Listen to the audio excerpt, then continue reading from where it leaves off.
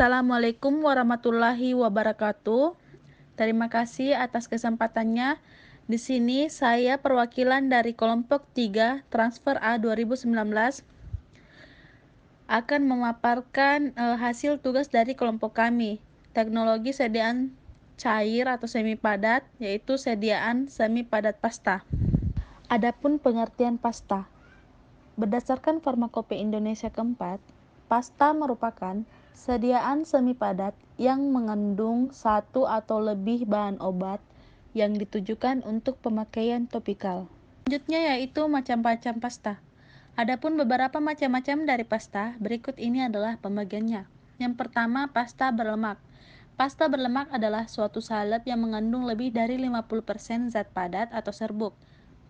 Pasta berlemak ternyata kurang berminyak dan lebih menyerap dibandingkan dengan salep karena tingginya kadar obat yang mempunyai afinitas terhadap air. Pasta ini cenderung untuk menyerap sekresi seperti serum dan mempunyai daya penetrasi dan daya maserasi lebih rendah dari salep. Contoh pasta berlemak adalah asidisalisilicic sinci oksidi pasta, sinci pasta, dan resorcinoli sulfurici pasta. Yang kedua yaitu pasta kering. Pasta kering adalah suatu pasta bebas lemak mengandung kurang lebih 60% zat padat atau serbuk. Dalam pembuatan pasta kering akan terjadi kesukaran bila dalam resep tertulis itanolom atau tumenol amonim. Zat ini akan menjadikan pasta menjadi encer. Ketiga, pasta pendingin. Pasta pendingin adalah campuran serbuk minyak lemak dan cairan berair, dikenal dengan salep 3 darah. Sediaan pasta dipilih karena tidak meleleh pada suhu badan, maka digunakan sebagai salep penutup atau pelindung. Contohnya pada penggunaan zat aktif berupa sinoksid. Sinoksid merupakan suatu zat aktif yang memiliki aktivitas sebagai milk astringent dan UV protecting. Pasta sinoksid ini dimaksudkan untuk menormalkan ketidakseimbangan fungsi kulit. Milk astringent yang dimaksud adalah mengecilkan jaringan kulit sehingga dapat melindungi jaringan kulit. Pasta sinoksid ini dimaksudkan untuk menormalkan ketidakseimbangan fungsi kulit, membantu mencegah kelainan dan meregulasi kelenjar sebasea. Macam-macam pasta yang terakhir yaitu pasta dentifriciae. Pasta dentifriciae atau pasta gigi adalah suatu campuran kental terdiri dari serbuk dan gliserinum yang digunakan untuk pembersih gigi. Pasta gigi digunakan untuk pelekatan pada selaput lendir untuk memperoleh efek lokal, misalnya pasta gigi triamcinolone acetonida. Selanjutnya yaitu absorpsi pasta. Yang pertama, penetrasi. Penetrasi pasta ke dalam kulit dimungkinkan melalui dinding folikel rambut. Apabila kulit utuh, maka cara utama untuk penetrasi masuk umumnya melalui lapisan epidermis lebih baik daripada melalui folikel rambut atau kelenjar keringat.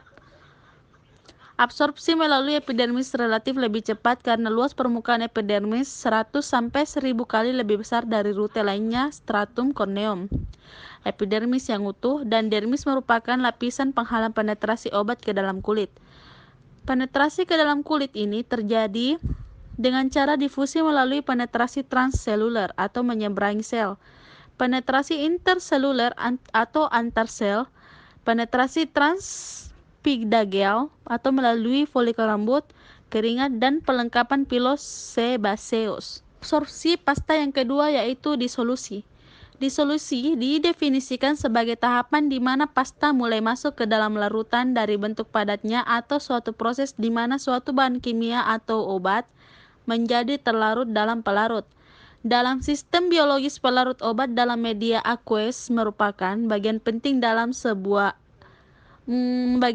sebelum kondisi absorpsi sistemik.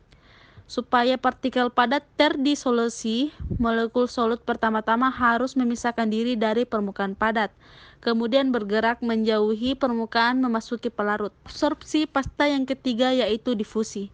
Difusi adalah suatu proses perpindahan massa molekul suatu zat yang dibawa oleh gerakan molekul secara acak dan berhubungan dengan adanya perbedaan konsentrasi aliran molekul melalui suatu batas. Misalnya membran polimer.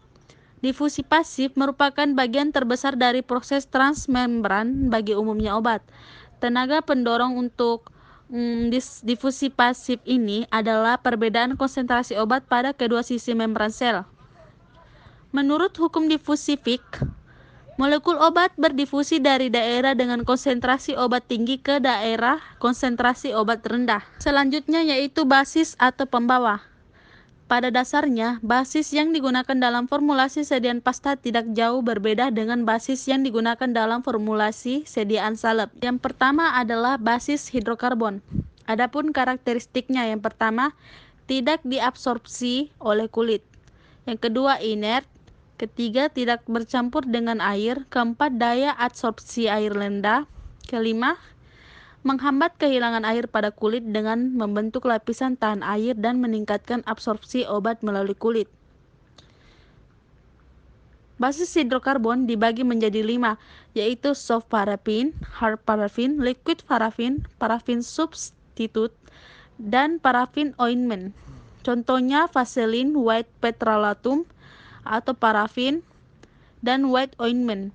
Basis atau pembawa yang kedua yaitu basis absorpsi. Adapun karakteristiknya bersifat hidrofil dan dapat menyerap sejumlah tertentu air dan larutan cair.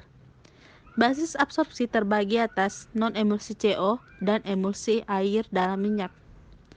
Non-emulsi CO, basis ini menyerap air untuk memproduksi emulsi air dalam minyak, terdiri atas wall fat, wall alkohol, beeswax, dan kolesterol. Selanjutnya, emulsi air dalam minyak CO terdiri atas hydrosulfat atau lanolin dan oily cream. Basis atau pembawa yang ketiga yaitu larut air.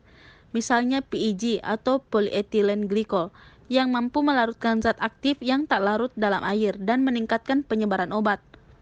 Bersifat stabil, tersebar merata, dapat mengikat pigmen dan higroskopis atau mudah menguap, sehingga dapat memberikan kenyamanan pada pemakaian sediaan pasta. Basis atau pembawa yang keempat yaitu air miscible. Misalnya salep beremulsi. Selanjutnya yaitu formula dasar pasta gigi. Yang pertama, zat aktif permukaan. Zat aktif yang sering digunakan misalnya zinc oxide, sulfur, dan zat aktif lainnya yang tentunya dapat dibuat dalam bentuk semisolid. Yang kedua, deterjen aktif dan abrasif. Deterjen seperti natrium lauril sulfat menghasilkan busa ketika Anda menyikat gigi. Deterjen membantu menghilangkan tumpukan dan emulsi plak pada gigi. Abrasif merupakan bahan kasar seperti kalsium karbonat, dikalsium fosfat dihidrat, dan magnesium trisilikat. Agen abrasif berfungsi untuk membantu mengusir sisa makanan, bakteri, dan beberapa noda di gigi. Fluoride. Fluoride sangat penting bagi kesehatan gigi karena penggunaan fluoride pada pasta gigi dapat mengurangi risiko karies gigi. Seperti dilansir dari Dental Health, penurunan prevalensi karies gigi yang tercatat di negara-negara maju selama 30 tahun terakhir dapat dikaitkan dengan meluasnya penggunaan pasta gigi yang mengandung fluoride. Sekarang ini, banyak pasta gigi yang mengandung 0,1% atau 1000 ppm fluoride, biasanya dalam bentuk sodium monofluorofosfat atau MVP, di mana 100 gram pasta gigi mengandung 0,76 gram MVP setara dengan 0,1 gram fluoride. Selanjutnya yaitu pengikat. Zat pengikat merupakan koloid hidrofilik yang mengikat air dan digunakan untuk menstabilkan formulasi pasta gigi dengan mencegah pemisahan fase padat dan fase cair. Contoh zat pengikat yang digunakan adalah karet alami, keraya, dan teragakan, koloid rumput laut seperti algina dan karet karagenan, dan selulosa sintesis seperti karboksirnetil selulosa dan selulosa hidroksietil. Formula dasar pasta gigi selanjutnya yaitu pengawet. Bahan pengawet diberikan untuk mencegah pertumbuhan bakteri pada pasta gigi seperti metilparaben dan sodium benzoat. Selanjutnya yaitu pewarna.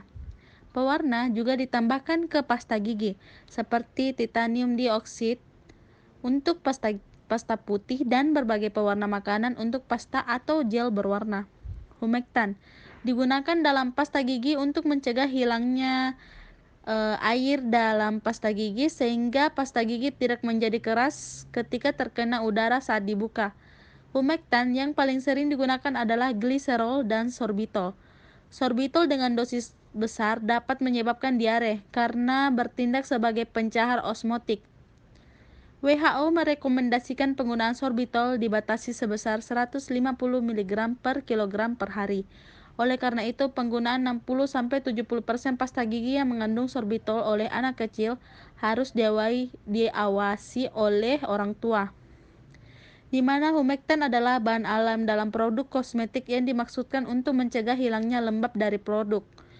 Pada pasta buram umumnya digunakan konsentrasi humectant 20-40%. Formula dasar pasta gigi yang terakhir yaitu pemanis, di mana pemanis buatan termasuk sakarin yang sering ditambahkan pada pasta gigi untuk membuat rasanya lebih baik. Rasa pasta gigi biasanya merupakan campuran dari beberapa komponen. Pasta gigi tersedia dalam banyak rasa seperti rasa mint, lemon lime, dan bahkan rasa permen karet serta buah-buahan untuk anak-anak. Mayoritas orang lebih memilih pasta gigi yang memiliki rasa mint yang membuat mulut terasa lebih segar dan bersih. Meskipun hanya beberapa menit, sensasi ini biasanya timbul karena kandungan perasa dan deterjen dalam pasta gigi yang menyebabkan iritasi ringan pada mukosa mulut. Selanjutnya yaitu evaluasi sediaan pasta. Yang pertama, pengamatan organoleptis. Itu pemberian dilakukan pada bentuk, warna, bau, dan suhu lebur. Yang kedua, homogenitas. Pengujian homogenitas dilakukan untuk mengetahui apakah pada saat proses pembuatan pasta bahan aktif obat dengan bahan dasarnya dan bahan tambahan lain yang diperlukan tercampur secara homogen. Persyaratannya harus homogen sehingga pasta yang dihasilkan mudah digunakan dan terdistribusi merata saat penggunaan pada kulit. Alat yang biasanya digunakan pada uji homogenitas adalah roller mill, Collet mill, homogenizer tipe katup.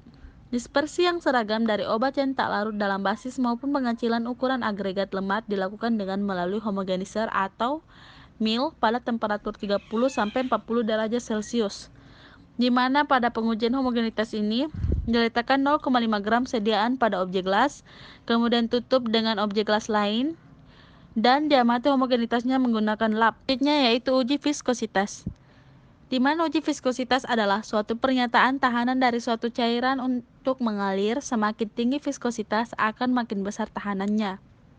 Nilai viskositas dipengaruhi oleh zat pengental, surfaktan yang dipilih, dan proporsi fase terdispersi serta ukuran partikel.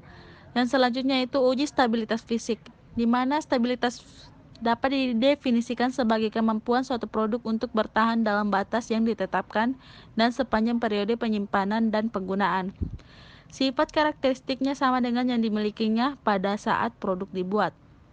Tujuan pemeriksaan kestabilan obat adalah untuk menjamin bahwa setiap bahan obat yang didistribusikan tetap memenuhi persyaratan yang ditetapkan meskipun sudah cukup lama dalam penyimpanan.